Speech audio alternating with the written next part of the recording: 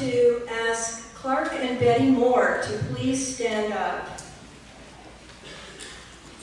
Where are they? Mrs. Moore. There they are. We want to thank Mr. and Mrs. Moore. We thank you very, very much for your generous donation, which has made this expanded series of programs possible this year. You gave us a very generous donation last year and said, think big. And so we did.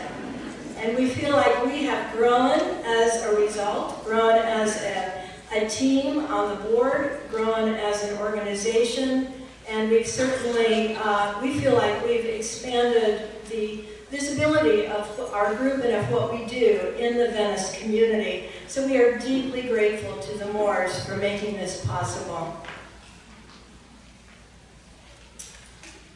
Black Like Me. It's a phrase that was made popular as the title of a book written by a white man posing as a black man back in 1959. The book told the story of John Howard Griffin, a white journalist from Texas, who darkened his skin so he could pass for colored, as the terminology was back in 1959. He sincerely wanted to know what it was like to be a black man in the segregated Deep South. Well, we now know that as whites, we can never fully comprehend the weight of 400 years of racism imposed on black Americans every single day. But we must try. Our speakers tonight, Kristofer Geddie and Sandra Terry, bring a wealth of experience to us tonight, and you can read their biographies that are printed in the program, and you'll get a sense of how they have been honored for their work in their respective careers. But what we have asked them to do tonight is to try and help us to shift our perspective, to help us gain a sense of what their lives have been like as black Americans living in a white, Euro-dominated America. I want to end this introduction tonight with a poem. It was written by Langston Hughes, one of the most famous black American poets of the early and mid-20th century.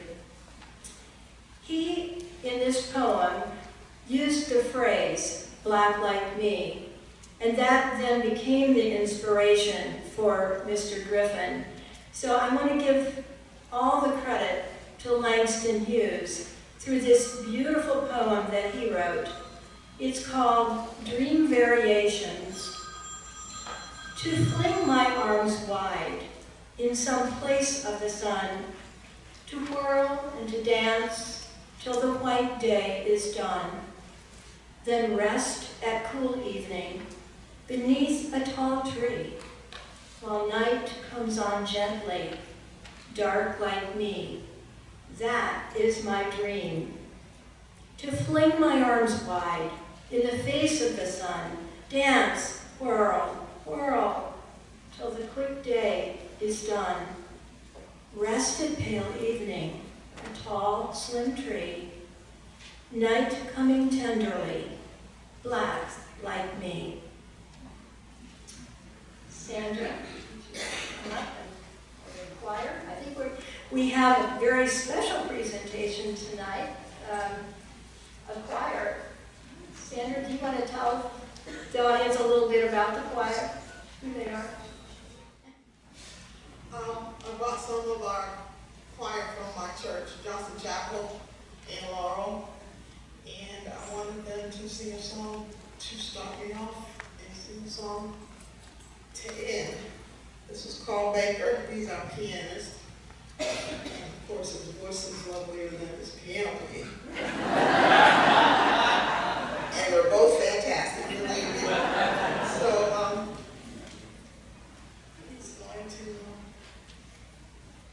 they're going to give us a song.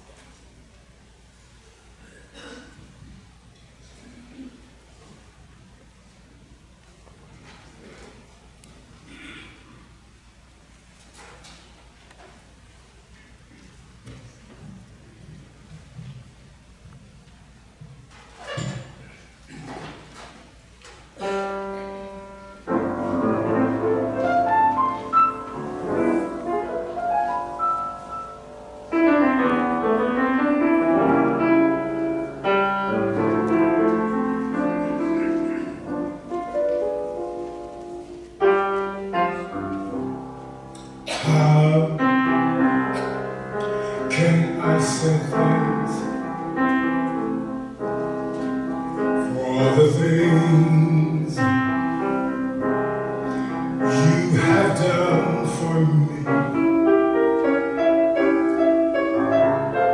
and things so undeserved,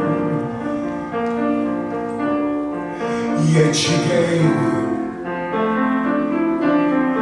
to prove your love to me. The voices of a million angels cannot express my gratitude and all that I am and ever hope to be. I owe it all to thee.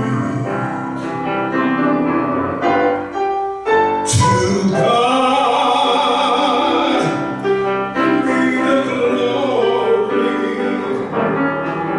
To God be the glory. To God be the glory for the things He has done. To God be the glory. To God be the glory. To God be the glory for the things He has done. Just let me live my life and let it be pleasing, Lord, to Thee. And if I shall gain any praise, let it go to Calvary. And with His blood, He has saved me. And with His power, He has raised me. To God be the glory for the things He has done. To God be the glory. To God be the glory. To God be the glory for the things He has done.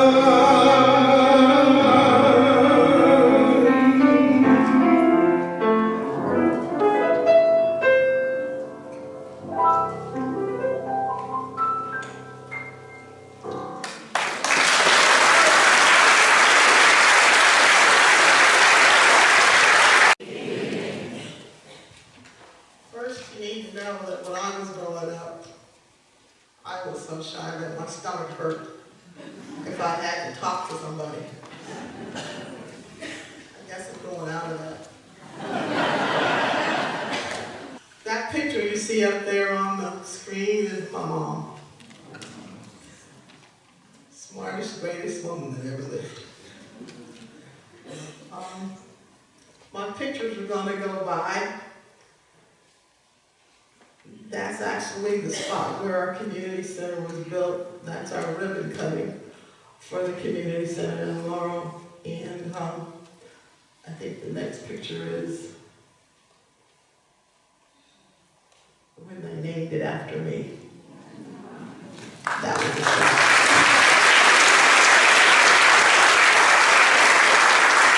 That's my dad. He may be the second smartest person.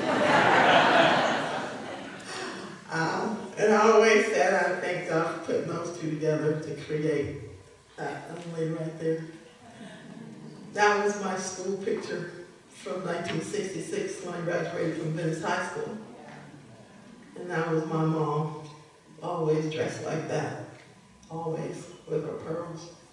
That's Casperson Beach.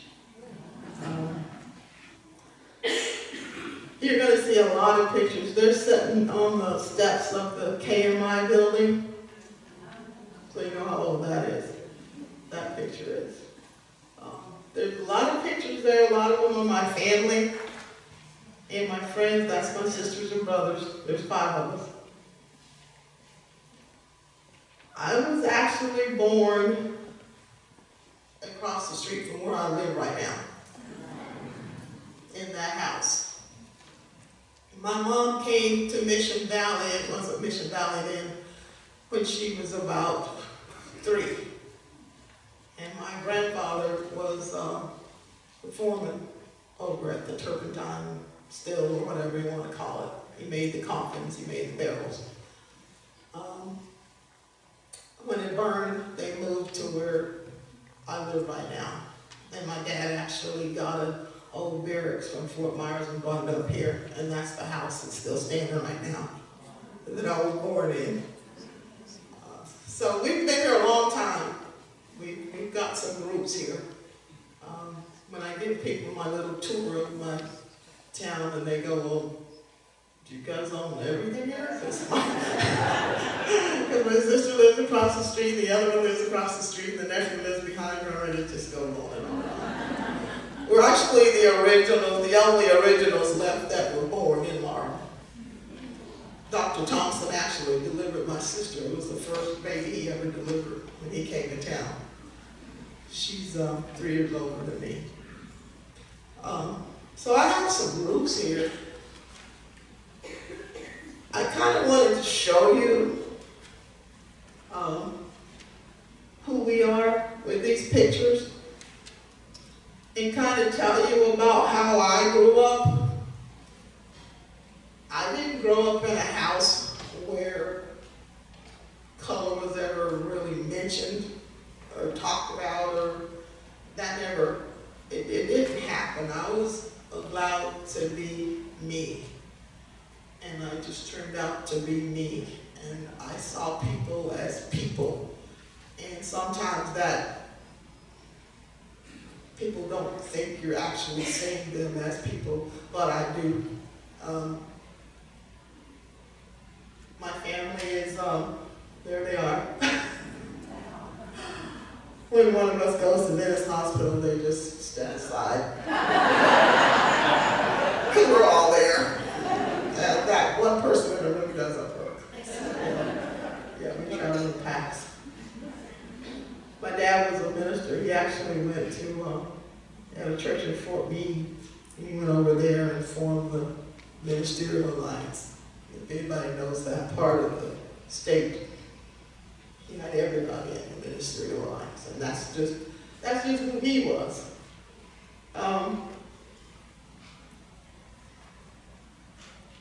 I don't know what to tell you about us growing up. I'll tell you about when the schools were segregated. I guess back then that was just the way it was. We caught the bus at 6 in the morning and we got back at 6 in the afternoon because we were bused to Laurel, up to Sarasota, to Newtown. Is he over there? See the young man over there in the yellow? When they integrated the schools, he was a senior. And the lady that drove the bus lived down here. And they gave us a choice to go to Venice or he could go to Booker. So for his senior year, he was the only person on the bus from here to Sarasota. It worked out because the bus driver lived down here. Otherwise, I don't think that would have happened. You're going to hear him sing after a while, too. We lived in a community with, I grew up around some very smart people, so I just thought everybody was smart. I thought everybody helped their neighbors. I thought men, if they were in the community, if you see something, you do it. That's how I grew up. Whatever was wrong or whoever needed help, you just helped them. And that was in me, because that's what I saw. And believe me, I think I took it to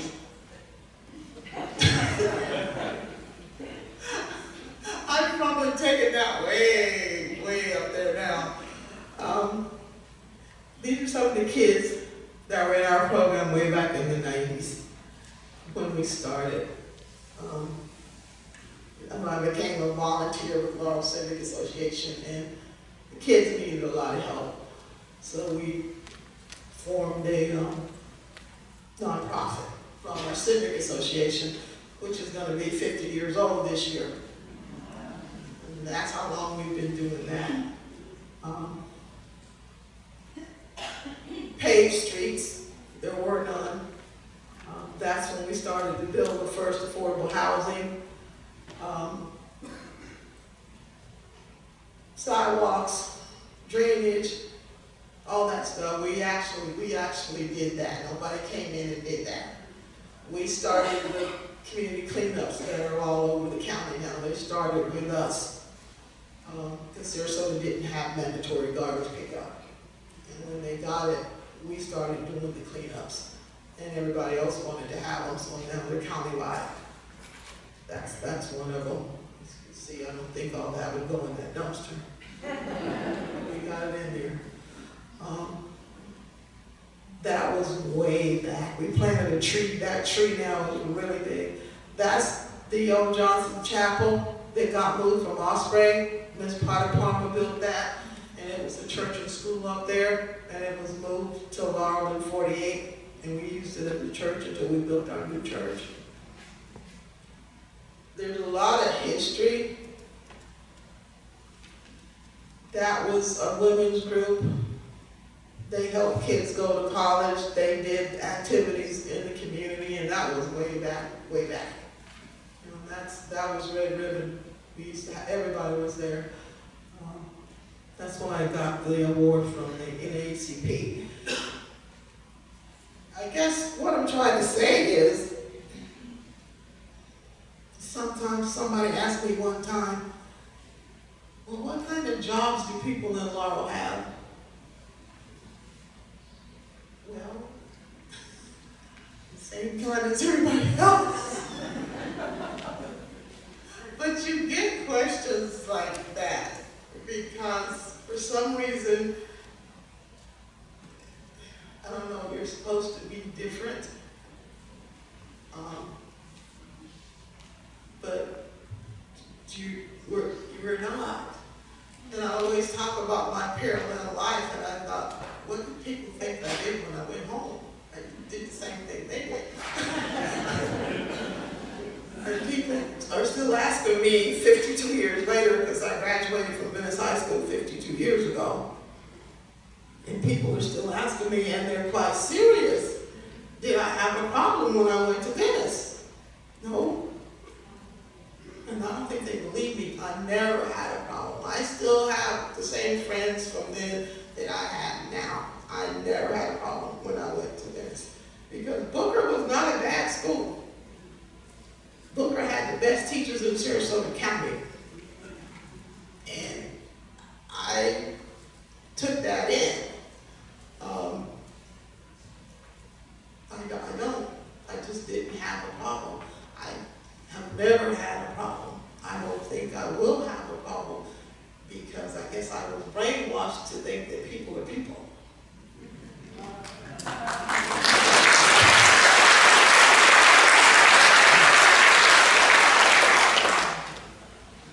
That was the ribbon cutting for the Don Bay trestle. The sidewalks going in, volunteers and homework assistants. This is when we put Spencer through. And Spencer goes from like racetrack into our neighborhood because there was only one way in and one way out, and it was really dangerous. It took 30 years to get that road through, but it got done. That's all the things that we do at Laurel Civic Association. Some of the pictures are repeating now. I just wanted to kind of give you a little, like I said, that's my heart right there on the left. That was my mom's mom. And my dad's dad was on the other side. That's Reverend Beckham. That's Reverend Beckham and Reverend Pittman. When they got the sign put up at Collins, and I'll tell you guys this, you probably won't believe me, but the reason they were pointing at that sign and it was in the newspaper was one of the commissioners turned on that street and he realized he was in a black neighborhood, so he went downtown and had the street name changed to Ebony.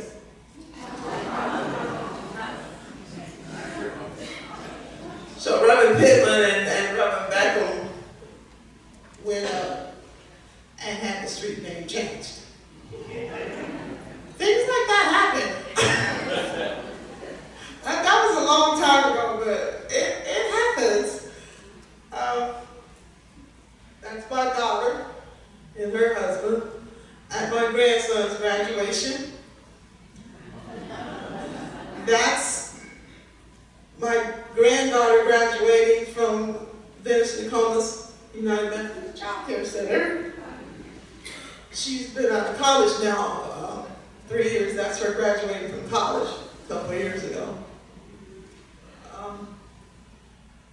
And that's her dad.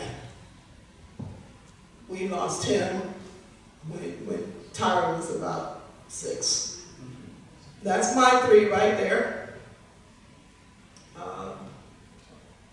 Ruth is the resource officer at the high school. That's my daughter.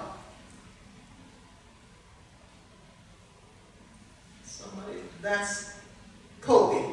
He's at Flagler. That's him graduating from ODA. That's his Utah family right there. Believe me, we travel.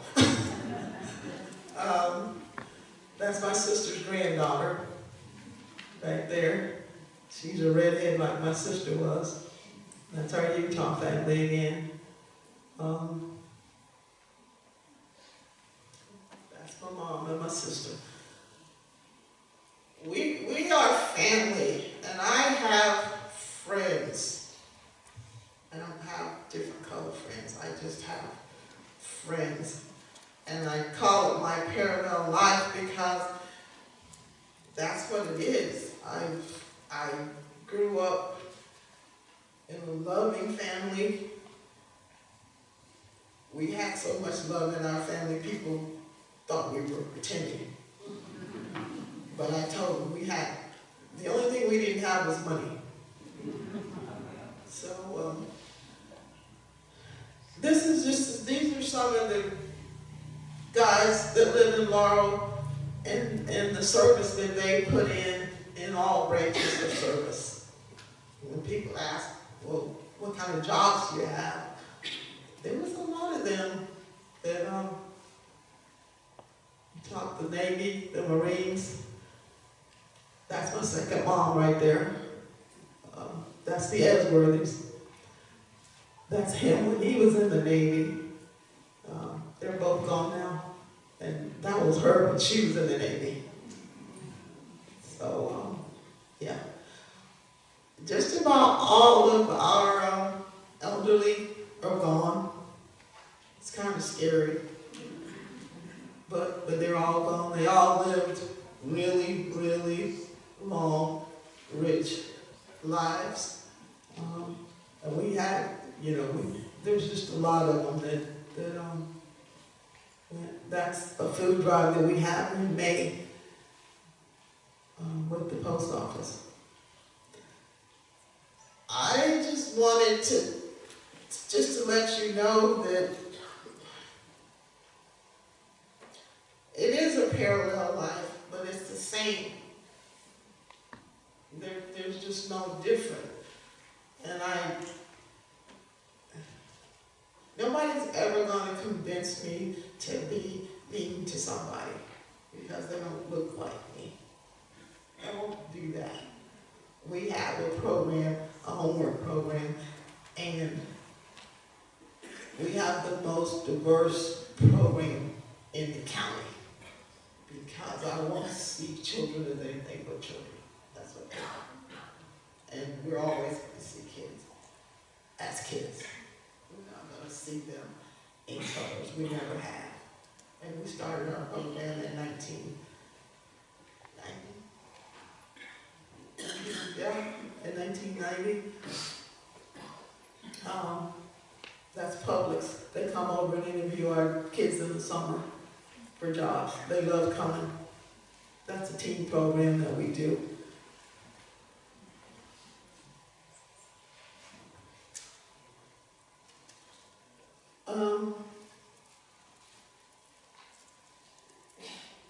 The pictures, that's Mike Pachoda, and he does our etiquette class for us now. We've always done the etiquette class, but he does the etiquette class for us now and gives them a full course meal so they can put into practice what we teach them. That's when we distribute food on the third Wednesday. That's up at the Conservation Foundation. And I think kids need to have a chance to do everything. If you can give them a chance to do everything, do it. People thought I was crazy when I took the kids to the ballet back in 89 and 88. But I did it anyway. And it's, you know, lots of kids go to the ballet now. That's a good thing. You take them fishing. I mean, people assume that children know everything. They don't know it. You gotta show them. We do everybody's birthday once a month. Because believe it or not, some kids have never had a birthday cake. That's how many people we can get in the gym when we're having something.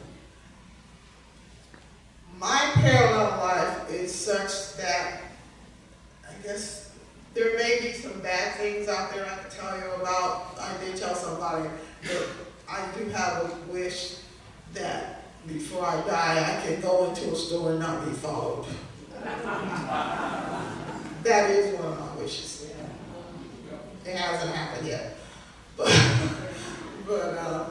I try to ignore it. I really try to ignore it. And it's sad. It's too sad. That's my wish. But I am happy that you guys are here. And you want to hear me ramble on like this. That's my oldest brother. That's our homework room. This is good. And I'm here to tell you that there is no way I would be up here talking in front of you before, but I enjoy this. I want people to know that there's a lot of people out there who are not mean or nasty or think of people in bad ways just because they won't look like you. I hope it spreads. I really do hope it spreads because we need to have it spread now. It's just gotten to the point where we need to do something. We need to do something. And we don't want these kids to grow up like it used to be 60, 70 years ago. Because once you get it in them, you can't get it out of them. We've got to do something. We really have to do something about it. And I'm glad that you guys are trying to do something about it. I just want to thank you for inviting me here. We're going to give you one more song. And can he play that piano or what? Yeah.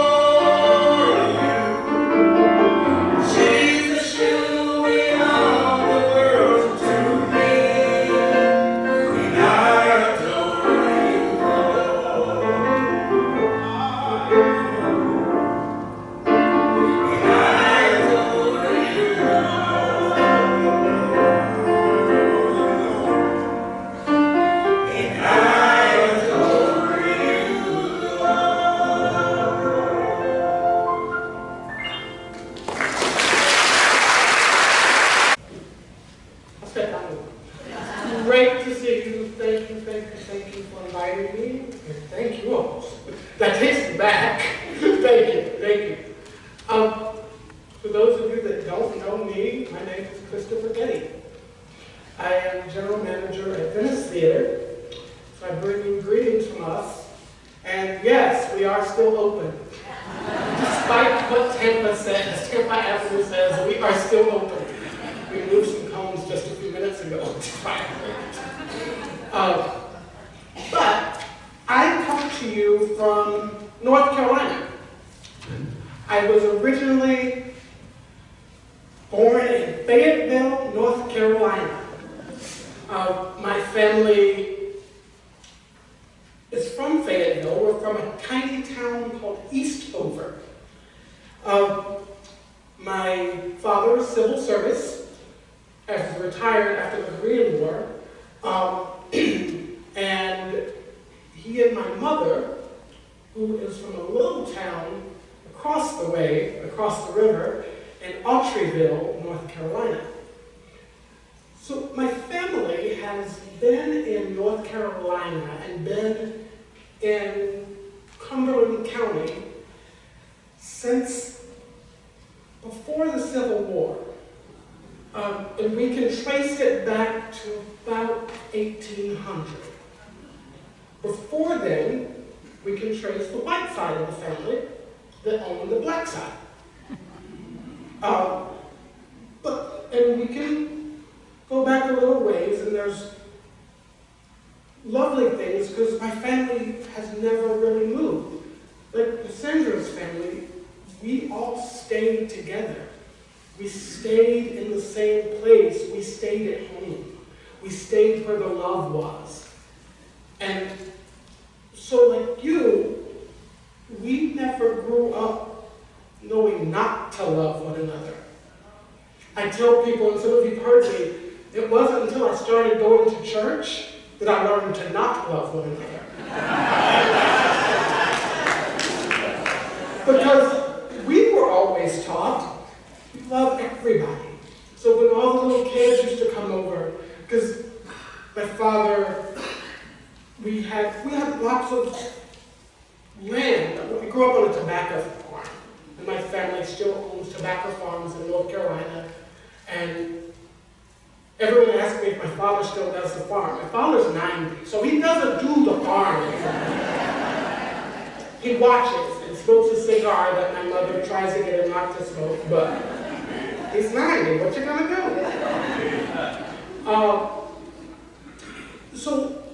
And that was like my family. My father was very involved in 4-H and our school council, and he made sure that all of the neighborhood kids that might be going without, that at our house, and my uncle's house, and my aunt's house, there was always a place for them. So I remember the many days when, as a child, when I would come home and I would cry and throw my dramatic temper tantrums because someone was playing with my basketball on the basket outside, or someone was riding my bicycle outside because that was mine. I came home from school and I wanted it. But it wasn't 2 lessons that I had to learn. It was one very clear lesson. My mother and father stood for that, not at all. They said, you share or you don't have. There was no question.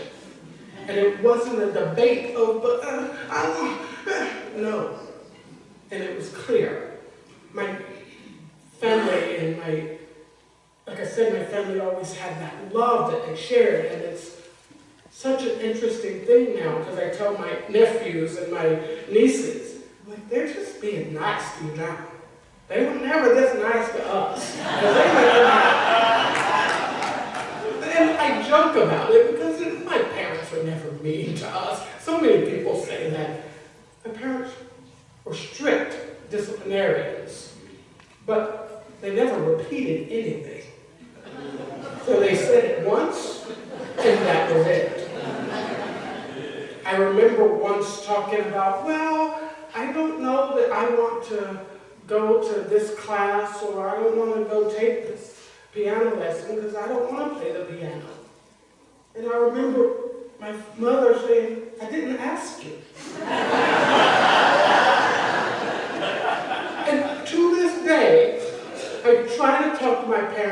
least every other day, if not every day, I find something to say thank you for. Because the things that they have instilled in me have made me a better human, I know, and helped me to survive as a black man in this country. Because y'all, it ain't easy. And that's what I want to talk to you about. I want to tell you some of that stuff. I'm not going to tell you all the nitty-gritty, but I'll tell you some of the stuff because I wanted to hear my experience. And my experience is not like yours. But my experience will never be like yours. Like we can't.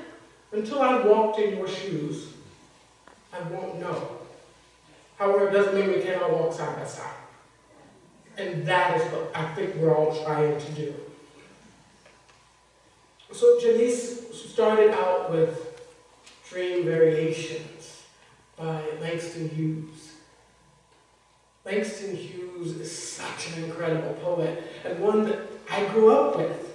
It was yet another thing. Like, I didn't know there wasn't a Langston Hughes in everybody's textbook.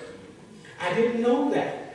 And luckily for me, my mother was an elementary school teacher as well. So as I went to school and learned about all the other poets of the world, there was always some interspersed Langston Hughes, County Cullen, or I remember when we all in middle school, they were like, oh, we're going to be introduced to Zora Neale Hurston. Okay. That's what we read at home. Because there were things, and I'm going to go back to that story, it reminds me that as a child, my parents realized that they needed to do a better job of educating me, my sisters and I, than our school system was going to do. We need to be educated about our culture, about our community, and about the world at large. It wasn't just our little bubble, and that little bubble meant our little bubble at church, our little bubble at the theater, my little bubble in my piano lessons that I hated, or my little bubble at home. We had to know as much as possible. And one day, I think I vividly remember it. My mother says I was a little more dramatic than I think I actually was. But I had to be 4 or 5, and I started school early because I was a little, my mother insisted that I had to go to school and go to her school because I was a little too much to handle at home. So Chris had to start school early. So my kindergarten class went to see Santa Claus. So we all went to see Santa Claus at the mall, and I didn't want to go. I was like, so you want me to go sit on some man's lap? That's nuts. But, and I realize now, I didn't want to go because a few weeks earlier, we'd gone to one of our local grocery stores. And remember I said we lived in a neighborhood where everyone looked like me, or we knew everyone else. So there was no differences. So the Santa Claus that I met, the first Santa Claus I ever saw was a black man. So how can you tell me that this other man is Santa Claus? And this man you have on all the, because that was 42, so that was back then when we had on the Coke products, they still had Santa Claus all over the place. And all the bears and all the Christmas cards that, not everybody sends Christmas cards anymore, but those Christmas cards, and it was Santa Claus that did not look like the first Santa Claus I saw. So, I didn't want to see that Santa Claus. I had no desire. And that was when my parents had realized that we have to broaden this child's horizons or he's going to embarrass us for the rest of our lives. And that was the beginning of, well, Chris, not everything is going to be the way we see it here. Not everything is going to be the way that you want it to be. But that doesn't mean your point's not valid. It just means it's different. And that's okay. And it was a revelation to realize, okay, so there's two Santa Clauses. One black and one white. And then that was a whole other issue a few years later because they told me that, and so I insisted. You said there was two. But I figured it out. But I told you the story of my beginnings to help you understand where I come from. I'm probably one of the luckiest guys in the world.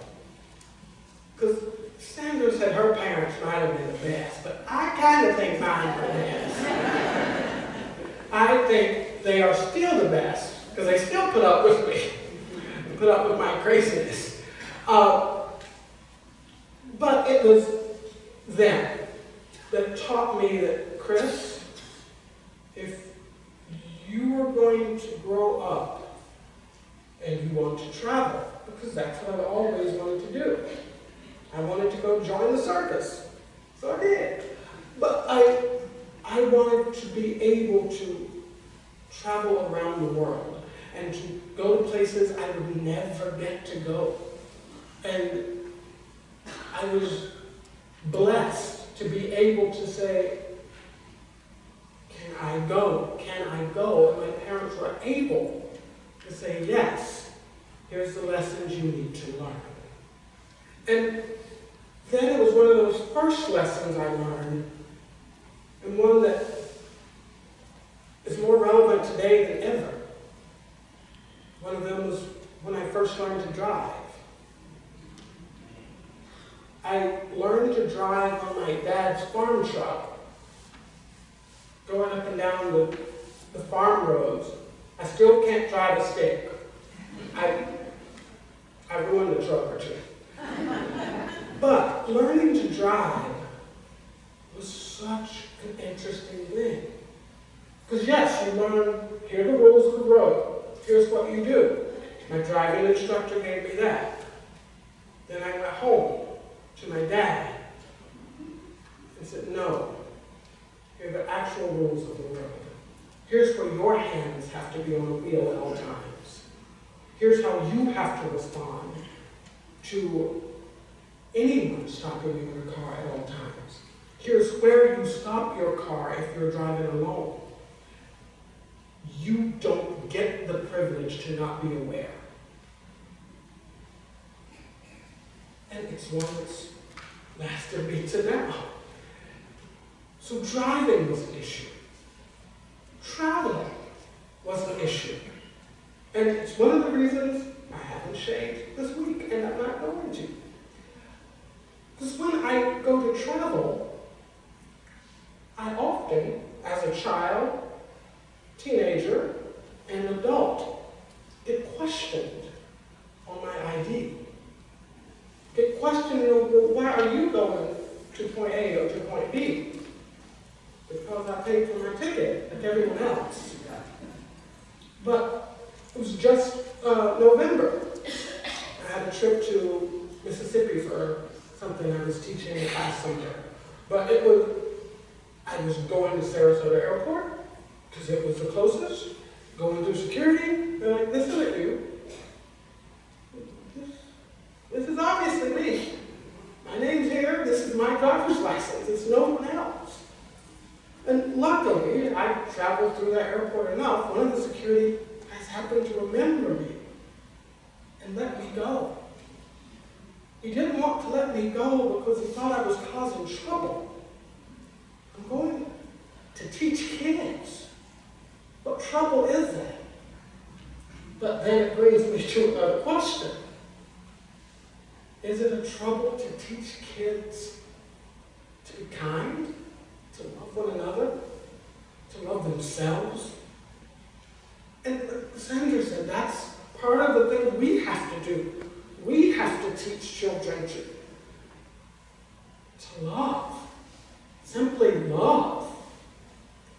say sometimes, instead of saying love, I say teach them the power of hello. Just hello. Look at someone in the eye and say hello.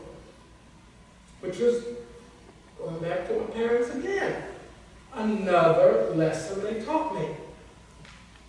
Say hello. Say hello to people and mean it. And if you want to know how they are, ask them how they are. Don't say it flippantly. Mean what you say. And that lesson has also worked for me through the years. You just say hello to people. Usually, they will say hello back. Now, I lived in New York for 10 years before I moved to Venice. Moving to Venice from New York City was the biggest shock I had ever had. I thought, to me, I figured I'd have a shock when I went to the Netherlands the first time. I'm like, I can't even pretend to translate Dutch. But coming to Venice the first time, I was like, am I speaking a different language? What am I doing?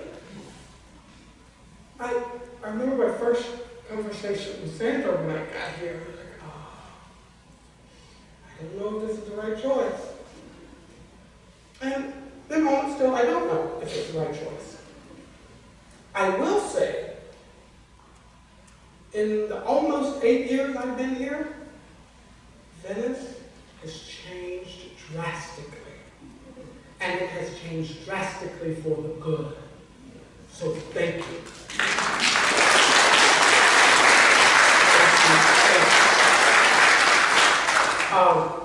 When I first got here, remember I came down to do a production of Ragtime. And we had we had 10 black people in Venice. And I remember one of my first duties was, because I had the days free, and the props mistress, looking for the props for the show, said, Chris, can you go find your baby son? Which was a little baby doll. I'm like, okay, fine, I'll go to the store, pick it up. Never in my life have I seen a place where they don't sell black baby dolls. What's up with that? Why? And that was one of my first questions. And that is why I get myself in trouble, because I ask the whys a lot. And I ask the why nots. So that was, after I came to Venice, was starting me saying, what do you mean there's no black dolls here? And that was starting talking to Murray Chase, executive director, about what's going on with this diversity or lack thereof in Venice. We've got to do something about it. And that was what I was saying. I was saying the we, you know how we say the we? Like, you do it. Because I was ready to go back to grad school, because that's what I came down here to do a show, go to grad school, and be done with Venice. Had other plans, so here I am, 8 years later. I'm still here.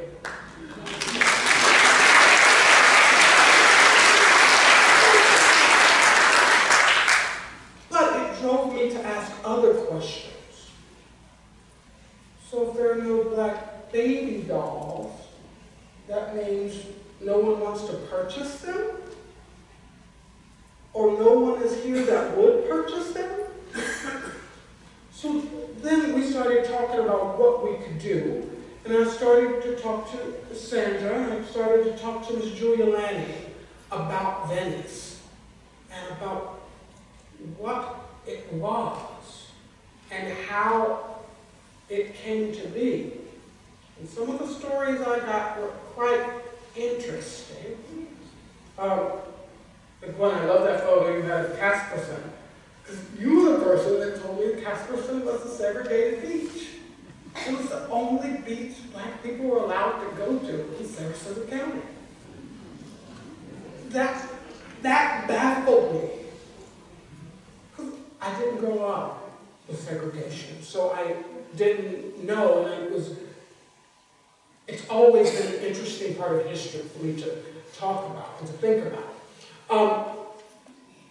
So talking about what we were going to do and how we were going to improve Venice was a very interesting thing. So if I was supposed to stay here, that meant I needed to live somewhere. So I started looking for a house. Venice does not like black people to have houses beside them. Because I used to live in New York. So I'm like, I want to leave my house and be at work shortly. I didn't like this idea of driving. I do it. I learned on the farm roads. I learned to do it. But I don't like the idea. So I'm like, okay, I have to live on the island. Because I had a house in South Venice. It was lovely. I liked it. My neighbors hated me. So I'm like, well, maybe I'll move to the island. You know. That was turmoil. The idea of trying to sign a lease to rental. So I'm like, I'm not going to buy a house yet, because I'm not sure I want to stay here. Luckily, there were some kind people through the theater that knew someone that said, oh, you want to rent this house? Fine, we'll do it. But no one wanted to rent me a house in Venice. That is the truth, I will tell you. So that was interesting. So like, okay, this is where we are. I thought I was going to start here in my job as director of diversity, but I got to start here. I've got to go back. So then it took me to start learning about what some of the issues were in Venice and why. What did I do? Like, I never did anything to anybody here. I don't know anybody here. So you couldn't have even read any arrest record I might have had. It wasn't there. So people didn't like me just because they didn't like me. That was a hard pill to swallow. But it was one I learned from my parents. Not everyone's going to like you, Chris. They don't have to. But you, to love one another. You give love. It does not matter. When we weren't that family that said turn the other cheek, and it was you, that was never an option. You can't do that. You can't fight somebody because there's no reason to.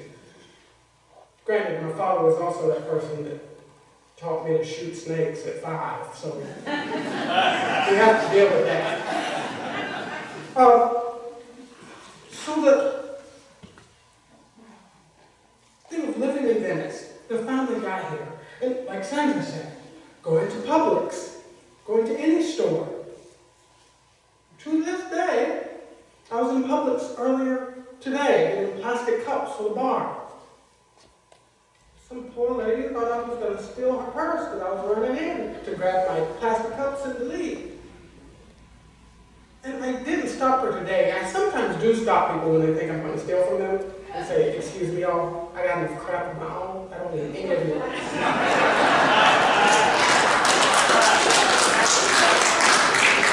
But it's a very interesting life. And I have friends with me at work that say, Chris, do you realize what did you say to those people? They're all staring at you. I'm like, oh, I didn't say anything.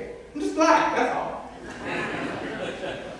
I don't understand. I've never been so intent and so concerned what another person was doing picking up groceries that I want to follow them. I don't understand. But that, what Sandra was saying, is where we have to start that teaching of our children. Teach our children, because it's a reflex.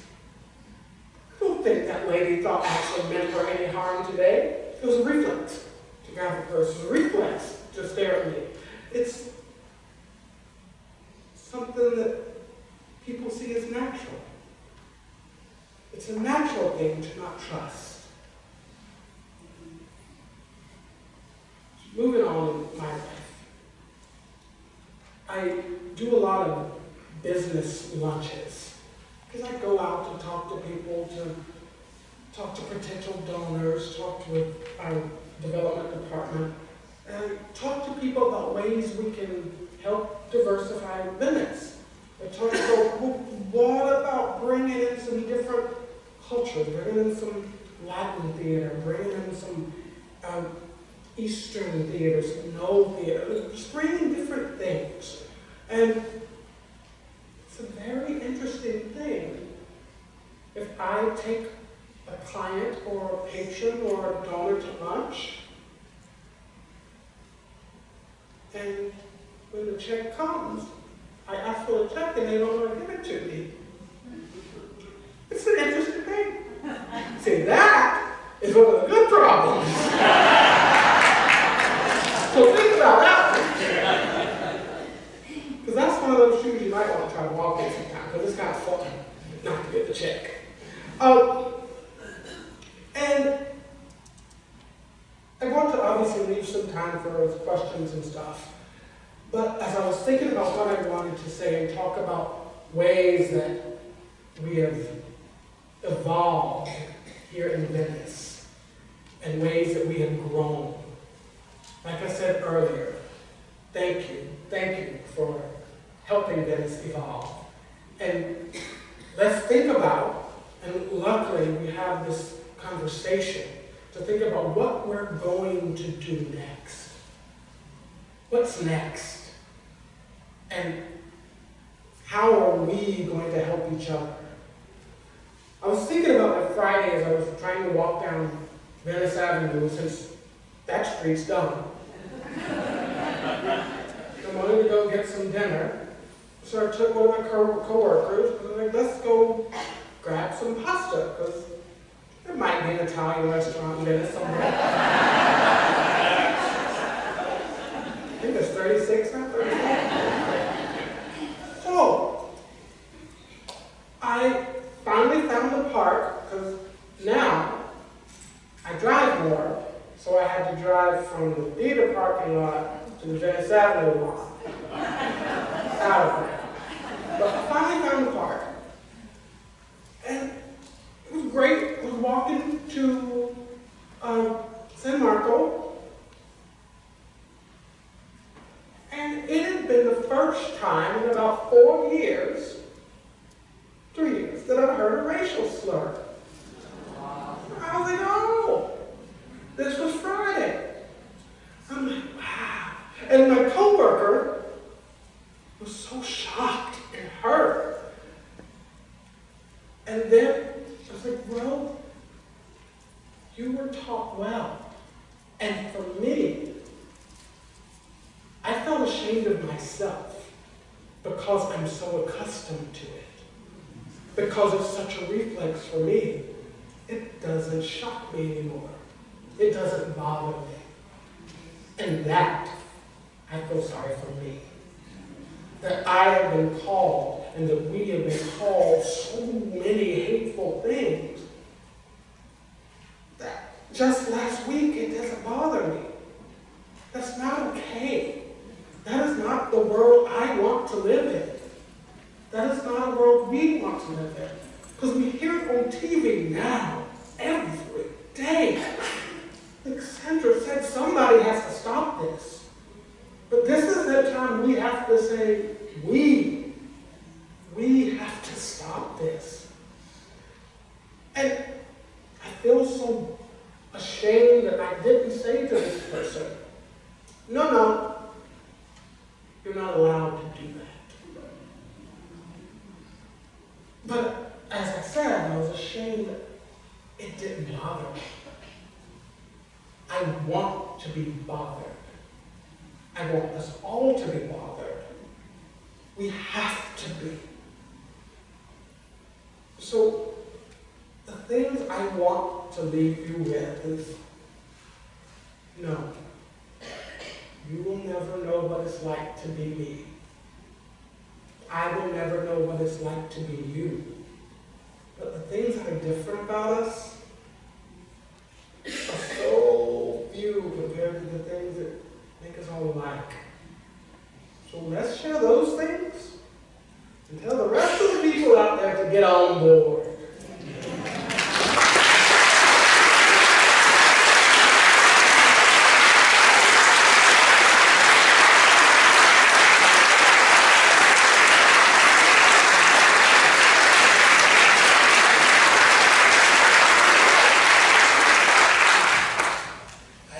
Just heard the most powerful statements on the power of family and love and community that I have ever heard. Thank you.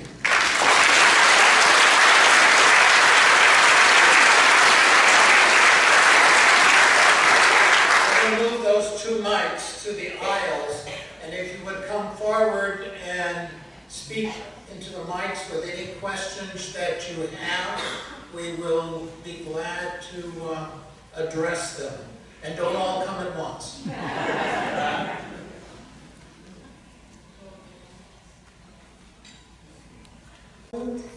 Take time to hear each other's stories. And I think that's a good place to start. But I really want to know, like, I'm a member of this church, and in most of the churches that I've been in are Sunday is the most segregated day on the earth, probably. And so maybe that, I don't know if that's a place to start. You know, you talk about, well, let's worship together, let's get together. And, you know, I guess I want to know, where do you think we start meeting our common grounds? You know, I'm not really sure how to really make that happen. Something like this helps. But where are we going to go from here to connect, to mix up? You know, where are the places to do that? I guess I'm just looking for some practical ideas. Either one of you want to respond?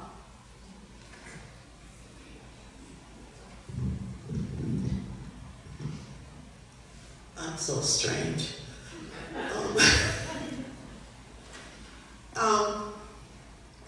As long as we all live, there's going to be separations. There's going to be this kind of church, or that kind of church, or this neighborhood that's all Italian or Jewish or whatever. I don't think we can fix that. We can fix ourselves, though. When Kristofer said that he was called out racial slur last week, I personally don't go on this avenue that much because every time I go on there, I get called that. So I kind of don't go on this avenue a lot because, you know, oh yeah. Things happen, and I don't know if we're going to get everybody to kumbaya because it's not like that. And I'm in that age group of everybody, mostly who live in Venice, and you don't go out that much. You don't go to different places that much. I think it's okay if you don't mix. I guess that's the reason with the word. It's not so much that, it's what's in here. So that if you do go on Venice Avenue and you see Kristofer, you don't call him that name. That's a big thing. That's a really big thing. My son,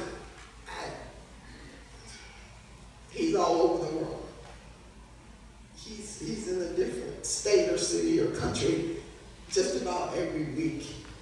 And when he comes home, I don't sleep when he drives from my house to Sarasota and back. I mean, I live off Collins Road, and he can't get to the 75 overpass on 681 without being stopped. I understand the airport thing, because every time he goes to Sarasota Airport, they want to pull him out of line. It goes on. It goes on, and I tell you, I don't sleep if he just goes from my house to Sarasota, especially at night, because I know what goes on. I don't know how we can fix that, but I hope somehow we can fix that, and I think we can fix it one person at a time. I really do. I was born here, so I'm not naive. I'm not naive. I know what goes on, but I'm not going to let it change me. That's what you got to do. You got to make your heart right. And if you do right, God knows we'll spread some of this goodness to some other people, because there are people you are not going to change. And that's sad. That's really sad. So, I wasn't trying to knock. Kristofer told you that's how I can tell you stuff that happened when I was growing up. Because I'm a little older, so I know that stuff. And my mom and dad were older, so they had to see that stuff happen when they were growing up. Yeah, people were lynched. People were murdered. People were things done to them that you wouldn't even know. My mother couldn't get a job at Venice Hospital because they didn't hire colored people. That's how long she's been here. But she ended up with a job there later on. And they kept that hospital spotless. And when she left, it wasn't spotless anymore. You know? So she was here for a long time. My brother came out of the Air Force, and he tried to get a job at the Sheriff's Department, and they told him they didn't hire colored people.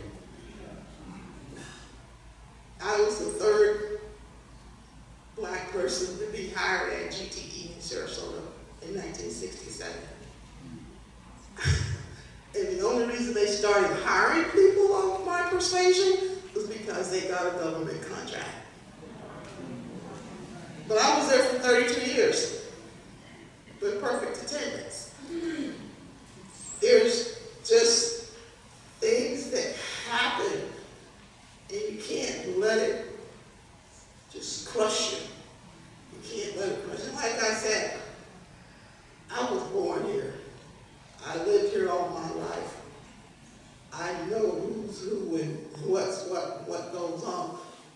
There probably were 15, 20 black kids at Venice High School when my son was there. But he could still keep up president and student body president. It can be done. It can be done. It's not always going to be bad. And I still hope that I can go into a store and not be followed. So, yeah. I was going to tell you, let me tell you this one. I was going to tell you this one, but I said maybe I shouldn't tell you. Well, I just went into one of the stores last week, and the store was full of people. When I shop, I'm a shopper. I look at everything. So finally this lady comes over and the store's full of people. Can I help you find something? Do I look like I need you to help me find something? I said, no, thank you very much. I don't need you. But because the one I was going to tell you was, and I'll say the name because they shouldn't do this stuff. So my brother with the Purple Heart, he was in Vietnam. He always has his Vietnam hat on and stuff, and he stopped at the grocery store, up at the drugstore on Blackburn Point. And he's walking around, he's looking. And so the little girl comes up finally and she goes, "Can I help you find something?" Well, that wasn't good enough. So then a few minutes later, the manager comes over. "Can I help you find something?" So he had some stuff. He said, "No, but you can take this back and put it wherever it came from." And to me, it was just, you have gone over there, fought in Vietnam, clothes rotted off of you, come back with malaria, and you can't shop in a drugstore without being followed with your Vietnam hat on. You know, it made me so mad. But that stuff goes on every day. It goes on every day, everywhere. And like I said, I know people who have businesses on Venice Avenue. They're good people. But I don't go on Venice Avenue that much because there's always somebody yelling at that word out of their car if I'm walking down the sidewalk, so I just stay away from that. But anyway.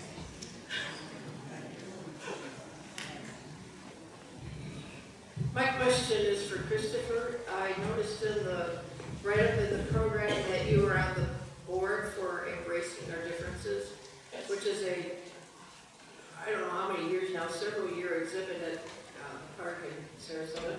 And I thought maybe you'd like to tell the audience about Embracing Our Differences. Well, sure. Embracing Our Differences is an incredible organization.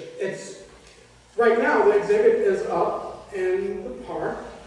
If you go downtown, you're driving down 41, right on the left, right on the waterfront. It's gorgeous. And what Embracing Our Differences does is it's grown a lot over the years. And we select quotes and artwork. And the quotes come from all over the world. They come from, and the only thing we tell the students is it's 20 words or less, and it's about the topic of embracing our differences and what it means to them. So there's kindergarten students write some of the simplest, most pure things, and adults write things from all over the world. So we do that, and then we choose the 100 best quotes. It's a lot of reading, but it's great. But then the art is, the theme, again, is embracing our differences and celebrate diversity. So art pieces come from all over the world.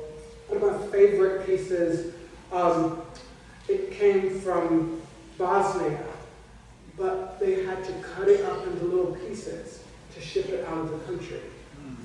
So they were given instructions on the other end of how to put it back together because there was no way they could ship this out of the country.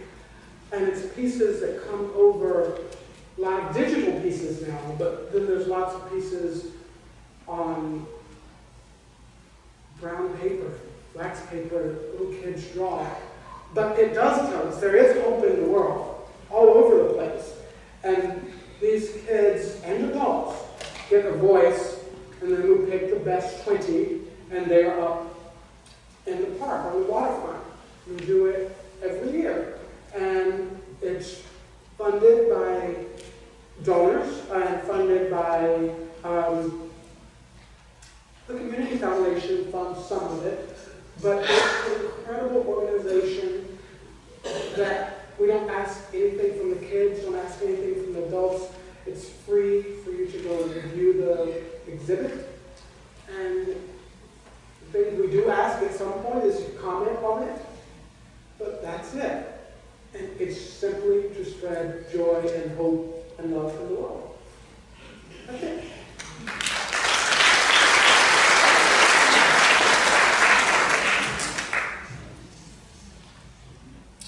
Hi, my name is Ron, and I'd like to share a story. It's a true story about some of the things that Sandy has said, and that Kristofer said, about the experience of being like me. This story has to do with my family. It has to do with the fact that this story is a parallel to when you learn that Santa Claus is not real.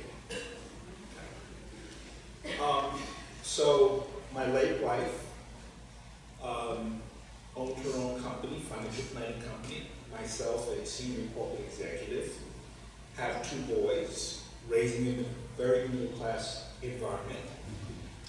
In high school, maybe about 12 years ago, there was an incident that happened on the New Jersey Turnpike, which a state trooper ended up shooting some young people who were going back to college. It was later investigated that, in fact, that it was a mistake. The officer overreacted, and it wasn't. The things that were claimed didn't really happen. It was that incident that caused my late wife and I, who was Italian, so this is an interracial family, to tell our oldest son and to have what we refer to in our community as the talk. And it's the talk that talks about how to stay safe as you're traveling around anywhere. Our oldest son was so angry with us for having that conversation because, and he crushed us terribly to have that conversation. Because what we recognized is that we were taking away his hope, his innocence, that allowed him to believe that there was goodness everywhere he looked, because that's what he got at home. It was very difficult. It's very difficult as a parent to have that kind of conversation, to tell your child, don't believe everything you see. Question everything. Even to this day, in his 30s, whenever I talk to him, one of the things I always say in parting, aside from the fact that I love him, which is, stay safe. My story.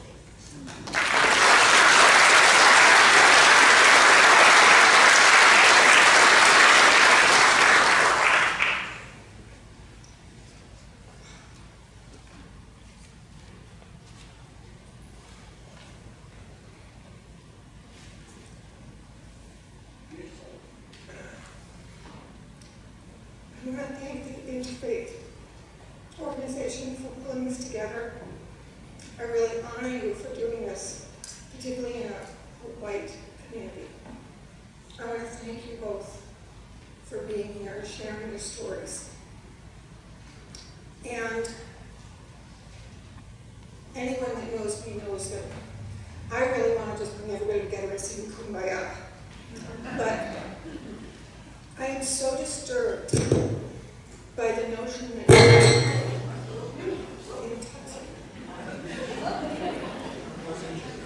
I am so disturbed by the fact that you can't walk into Publix without being followed. I'm not surprised by the airport, but my question is, and my hope is, and my suggestion is, we as a white community need to do more. And we need to find a way to make this matter where the rubber meets the road. And I just have this notion of, why aren't we going to Publix? Why aren't we, as white Americans in this community, putting pressure on our Chamber of Commerce, on our business leaders in this community to do some education and some training that says, why are you following this person when you're not following me? Why is it that I can walk into a store? I can go to the airport. Why aren't we training the TSAs in Sarasota? We're not talking about Atlanta or, Sarasota. This is ridiculous. I'm sorry, I'm pretty worked up. But I would like to see this organization and our churches and those of us in this room that care to try to strategize what are the direct actions that we can take that will make a difference?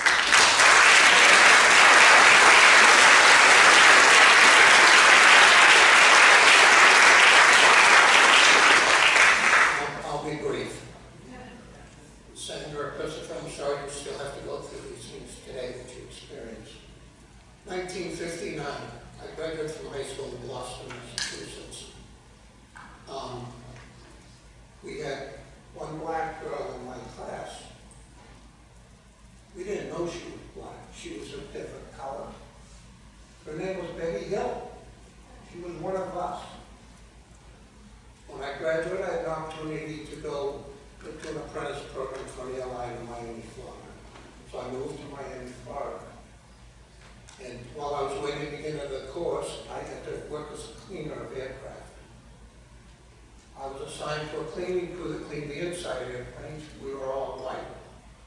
There was a crew of black men that cleaned the outside of the airplane. They were not allowed to go to the inside of the airplane. So our rooms were located in some close proximity. So as I was going up and down the different days, as my job for 2 weeks, was there for 2 weeks when this happened. I'd pass the black men and come in and I would say hello. So after 2 weeks on the job, my man came up and said, at 1 o'clock this afternoon, there's going to be a meeting in the supervisor's office. I said, I'll be there. So 14 of us, all white boys, went into this meeting, and here's the superintendent of the company, I'm not going to mention yet, with a coat, a shirt, a tie on, he's the boss. So we all sit at the table, and he said, Leonard, the reason we're here today is because of you. And I'm like, yeah, what? He said, we realize you're from the north, and you've had a different upbringing. Well, we don't speak to black people down here. So, I didn't know how to respond. When I tell the story to people I know and some of my family, they always say to me, why didn't you say something? I was 18 years old. I was naive. I had never confronted this racism. So I feel, and I've been living up north and in the south over the years. I'm 77 years old. I've seen quite a change for the positive side in racism. I think we have to embrace that. I want to say one thing, and I'm sorry you still go through what you do. I hope that someday, when you're in a room with different colored people, everybody in the room is Betty Hill.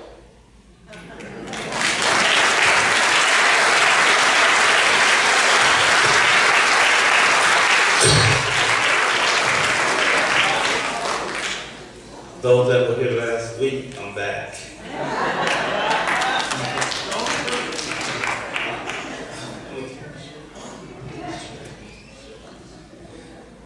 I grew up here in Venice as well, in Laurel and in Venice. And I'm gonna say this real quick. I was disappointed when they closed the housing down in Venice. I'm going, where are the black people gonna go? Right? So at the same time, we see that they're all dispersed, and that's why you don't see many downtown. So you see that it happens everywhere. If you were here last week, I have 8 kids, and they're experiencing some stuff right now.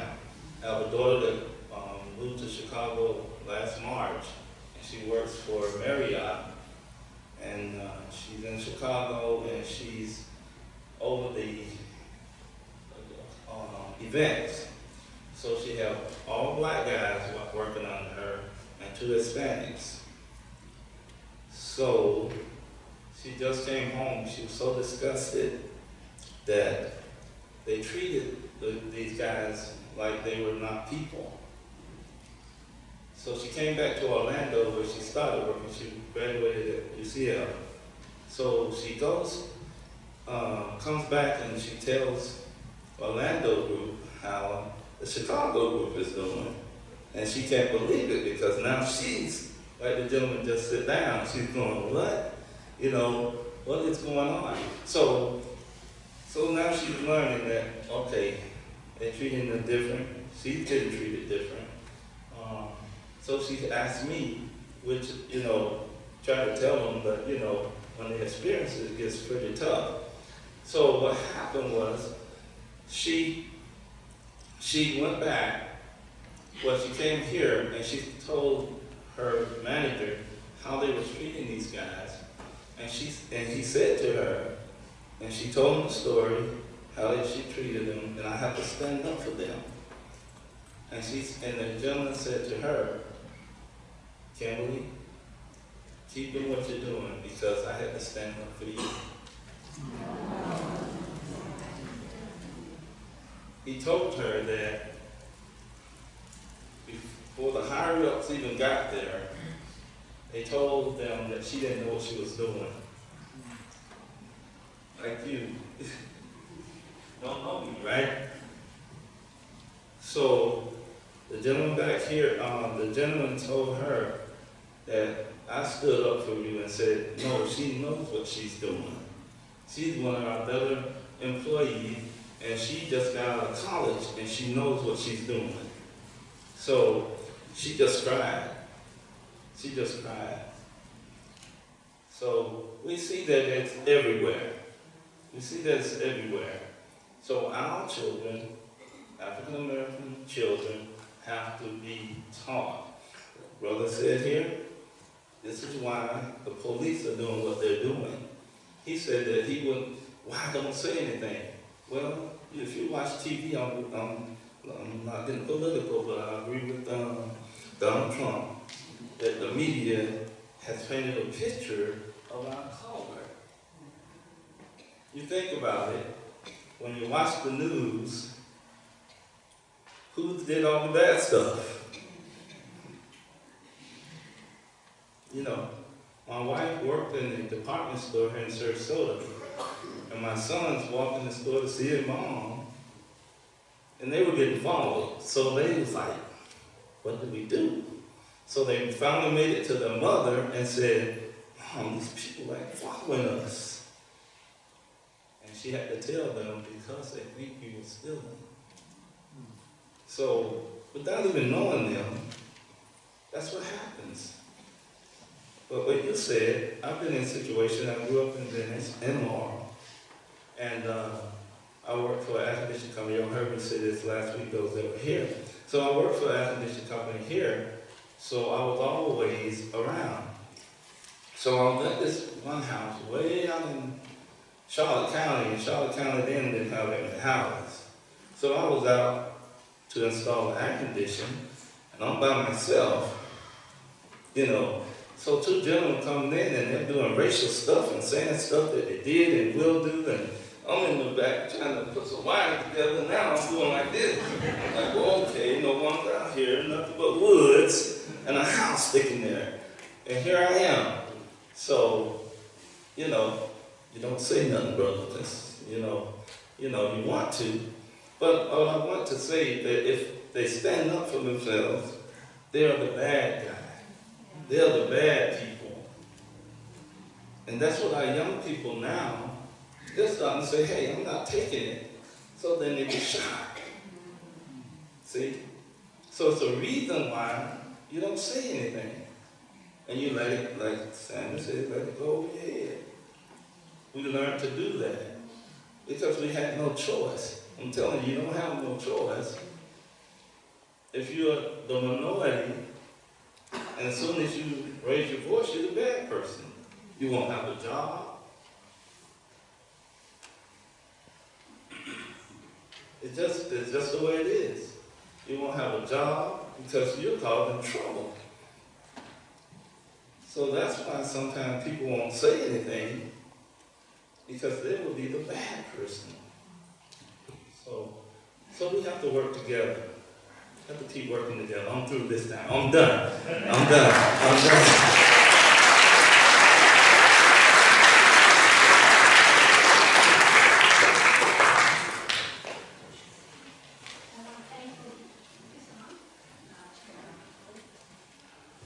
Can anybody? Yeah, there. Okay. I want to thank both of you for coming and talking tonight. And I particularly want to thank you for your message that there are so many similarities between us. I too was raised colorblind in a place where it never occurred to me that people were different just because they looked different. And I grew up that way. And I have been in situations when I traveled where I was the only person who looked or spoke the way I do. So I know a little bit about what it is to look different from the people around you. My family, my brothers were never given the talk you talk about, but my sister and I were given the talk about how not to get date raped. And I think it's a little bit of a similar talk. So what I want to say is, in the last while, I have heard so often that I can never understand what it's like to be black. And there is truth in that. But I have had experiences of prejudice, I have had experience of intolerance, I have had experiences of fear when I shouldn't have had to be afraid. I have had experiences of being followed in stores when I was backpacking around Europe and looked a little scruffy as a kid. We have had so many similar experiences, and I know it's important for this reconciliation to understand that we are not the same and that there are differences. And I know that recognizing that is part of the solution. But I also think that now I'm very careful to ever say I understand black people. And so I'm wondering if it isn't also just a little bit part of the problem, being told that we can never understand each other. Maybe there is a medium somewhere there where we can understand each other, but we also have to respect differences. But I particularly appreciated and wanted to say thank you for talking about the similarities, because whatever else we are, we're all people.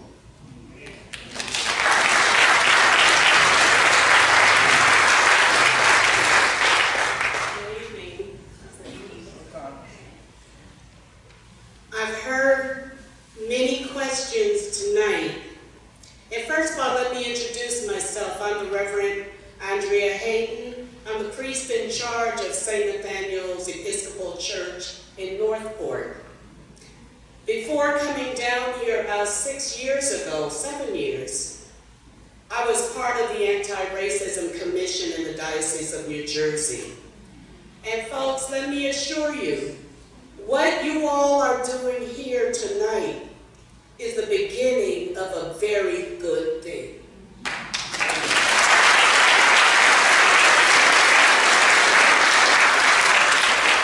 It's going to take a lot of commitment, because on the Anti-Racism Commission, where I was a part of, we had a 20-year plan. We were just into the 10th year. And we still had a lot of hard work to do, but people were willing to do it. We went from a diocese where nobody wanted to have anything to do with anti-racism to where we went on where if you were going to hire a priest, if you were going to hire someone in your church, if you were going to be on the vestry or any committee, you had to do some anti-racism training. And it doesn't just take the minority, but the majority as well. You do not have to walk in my shoe or their shoes, but you have to start understanding what is behind all that is leading us to this separatism, instead of, as my good friend Chris says, well, we will be good friends, but as he says, we have more in common than we have separate. I always tell people there's a north and there's a south and then there's Florida. There were many stories that they were telling, and some was laughing, but I noticed that some of us weren't laughing because we have shared those types of experience. or hear people in our family who have gone through those experiences. My bishop, the late George Counsel, would always introduce himself as, "I'm George, and I'm a racist," given the definition of what a racist is. But it begins with hard work, and as we continue through these series, and thank you all for this series, I hope that you all are committed to do that hard work. It's going to take education. It's going to take a lot of education, but even more than that, it's going to take commitment. And it's going to be some hard work because there's some things that are going to come up that either you do not want to deal with it, but you're going to have to. Some of us have been victims and some of us have been victimizers, but we all have a story, and they meet somewhere in the middle. So folks, be committed, be prepared. It's a lot of hard work, but if you want to turn this around, you have to stand up and be prepared to do the work.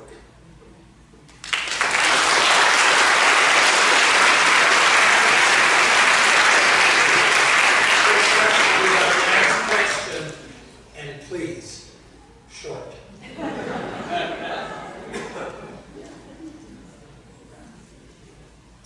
I believe there's only one race, the human race.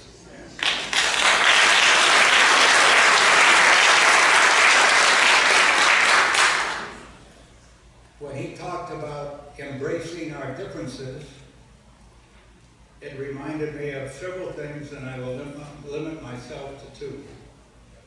Can you imagine how boring it would be to go in to a flower garden and all of the flowers were the same shape?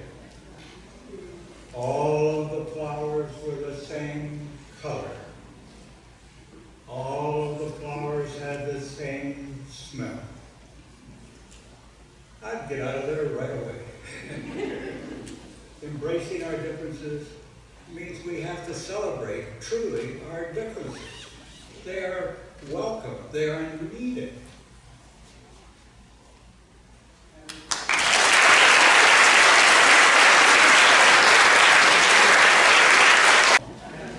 Please come next week, 7 o'clock, same time, same place, and our speaker is Reverend Dr. Nichols. He's from one of the most prominent seminaries in the country, and he's going to be speaking to us. And again, thank you all for your support. And the one question that was raised tonight, what are we going to do about it? I'm looking for you to come next week with those answers so we can work together. Thank you and good night.